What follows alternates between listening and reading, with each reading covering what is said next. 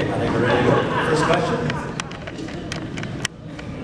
For the gentleman that wrapped their leaves, what is the configuration that you use? How many colonies? How are they stacked together? Are the colonies stacked on top of each other with double screen boards? And what type of insulation do you use? R value, etc.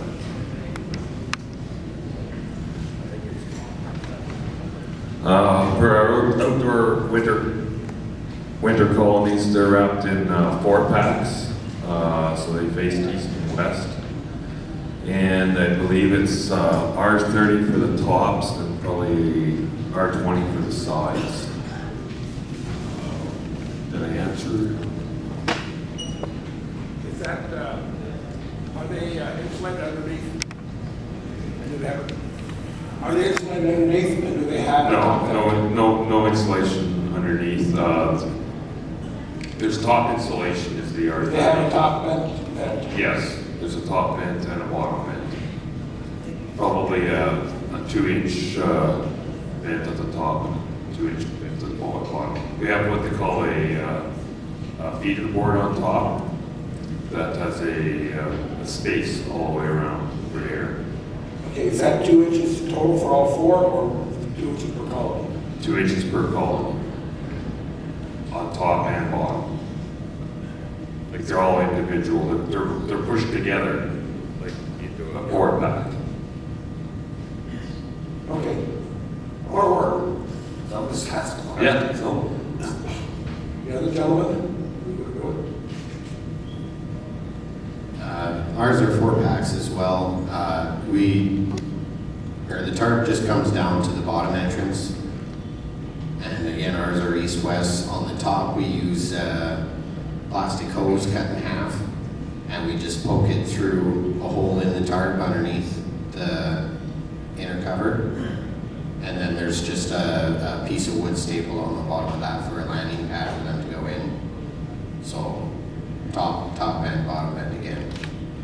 What's the R value? Pardon? R value of the insulation? R5. What do you use for insulation? It's a insulated tarp. Okay. Yeah, we order the tarps cut to size, and then all we do is we punch the holes in for the top entrance ourselves.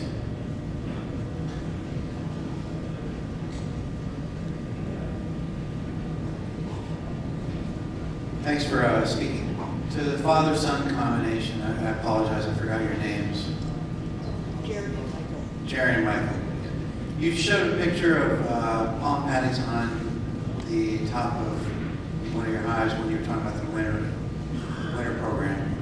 But you also said you don't feed palm patties. Did I get that right? Okay, mixed up.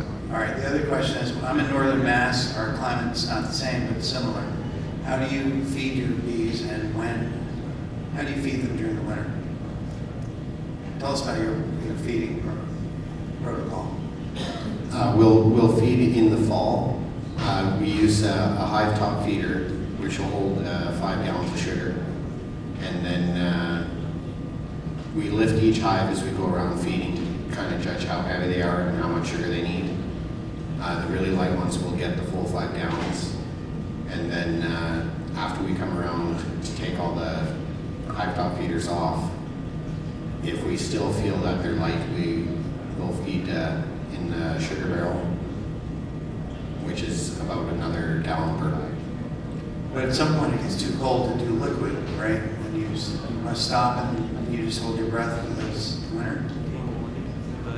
Because I've had dead outs simply due to, I'm a hobbyist with 8 hives, but I've had dead outs that are with very strong hives that just starved, and it makes me crazy. And you're yearning for a better solution than sort of juggling. Probably your key is to feed enough in the fall to make it till beginning of May. Yeah, but you can't force feed bees. At least my bees won't be force fed. No, seriously, they're offered the syrup, but they don't seem to fill the frame sufficiently, or if they do, they eat it quicker than I Probably depends on the strength of your colonies and that kind of stuff. In Canada, where we are in Manitoba, we'll put in almost 6 gallons of feed into a double brood, and at least probably 4 gallons into a single brood box. And to make sure that they get through the winter. And no hard candy? No hard candy. None of you pros. No. Why? It's not needed. Where we are, they would probably take it. It's too cold, but it's not necessary. And the last question, no pollen patties? Why? Thank you. In our area in Manitoba, we're in the northern area, and we get a very good pollen flow late into the year, like into September right now, and even into October. Come spring, some of our colonies are too heavy in pollen, bunged up, so we don't bother feeding it. But I do feed in the British Columbia area when we go out there in the spring, some pollen patties. But again, limited because the hives have sufficient pollen in them. Thanks very much.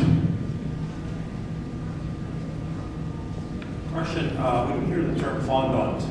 Very good success with fondant. Anybody have thoughts on that? It's not cheap, and unfortunately we have to bring it from Germany, but this year it's saved our crop given the hugely bad May and June. And I don't like liquid sugar selection, right? So, what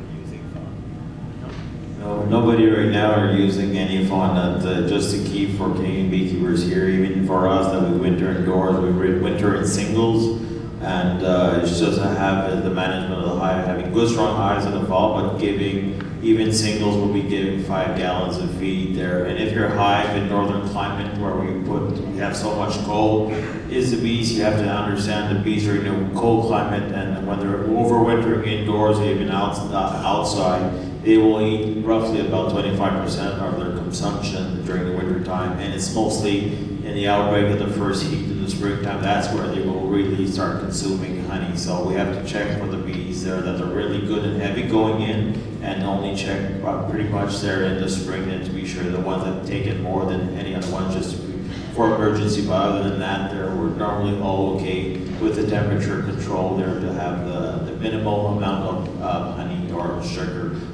eaten up during the winter time.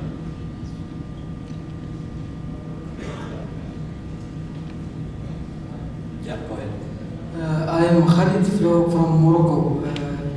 We do queen rearing and insemination in Morocco, but here in Canada I never hear about insemination.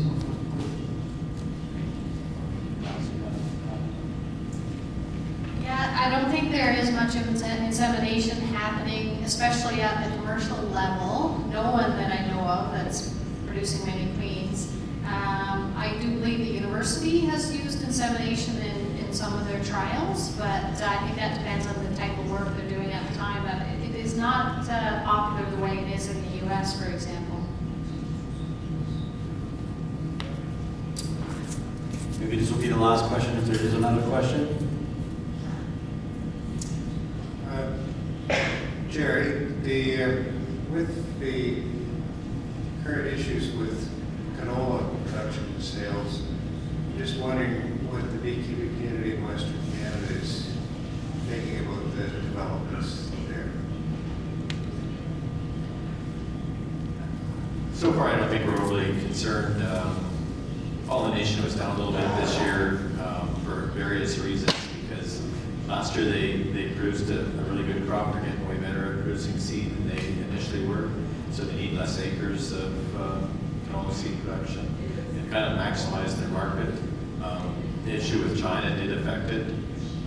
What the future is, I'm not sure, but we just keep forging ahead. Numbers are down a little bit, but they're kind of evenly over the board so far, so everybody's not panicking. They're all right. Good. Does anybody else want to comment on that question? Well, I'd like to thank everybody I'd like to thank all of you for staying around for the questions, and definitely would like to thank the panel. I think you can see that, you know, Canada's a big country, and that beekeeping to keep bees from coast to coast is going to be somewhat different. And I strongly encourage you to come back tomorrow and listen to some more Canadian beekeeping talks. It'll be around the same time as this session, and we will have some maritime speakers, so we'll have a really good kind of broad spectrum of Canada beekeeping. Thank you very much.